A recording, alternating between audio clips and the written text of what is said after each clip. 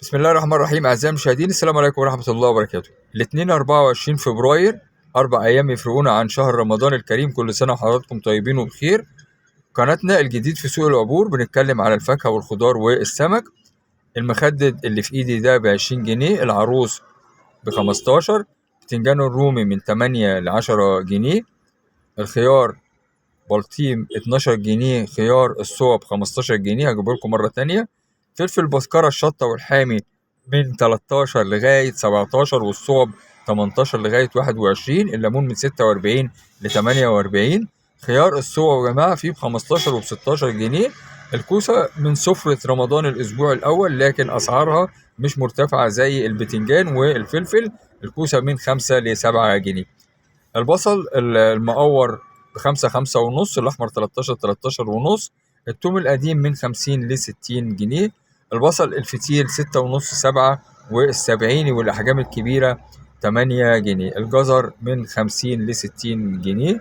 البسلة من 8 ل 12 جنيه.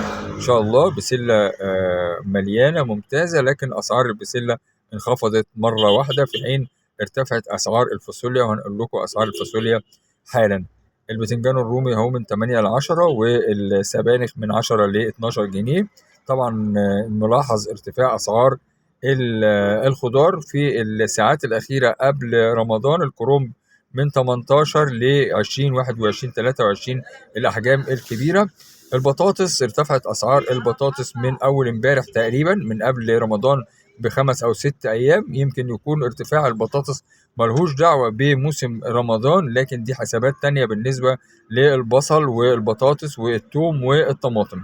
الكوسة بنقول لحضراتكم ما ارتفعتش كتير، من 5 ل7. الليمون وصل ل47 و48. الجزر فيه من 50، والنظيف فيه من 70 ل80، سواء جزر الفرنساوي أو الجزر الياباني. في حركة في أسعار الطماطم، في ارتفاع طفيف في أسعار الطماطم نتيجة انخفاض درجات الحرارة مع الموسم، مع ظهور الطماطم السلك.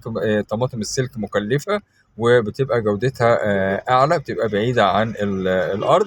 الفلفل الرومي فيه أسعار من 17 لغاية 21 22، وكمان الفاصوليا فيها أسعار من 13 ل 17 و 18 جنيه. الفاصوليا قليلة في السوق. البطاطس السلانة، الناس اللي بتسألوا على السلانة، 6 6 ونص. التايسون 7 7 ونص. والسبونتات المنصورة 6 6 ونص. وفي ارتفاع في أسعار الفاكهة.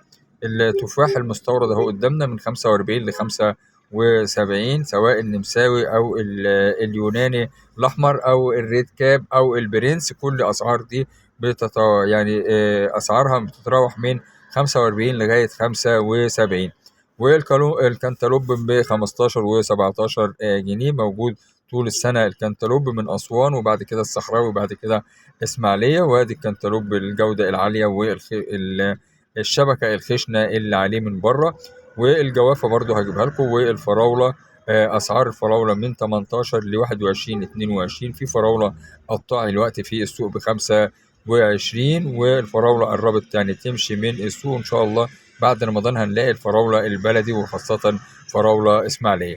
الجوافة، كل أنواع الجوافة موجودة في السوق من 8 ل 11. شهر 11 لسه قاعدة، ومن 11 ل 2 اللي احنا فيه المحيرة برضو لسه قاعدة، والصايمة ابتدت تظهر، وده رافع أسعار الجوافة بجودتها العالية ل 17 لغاية 21 22. شكرا أعزائي المشاهدين، والسلام عليكم ورحمة الله.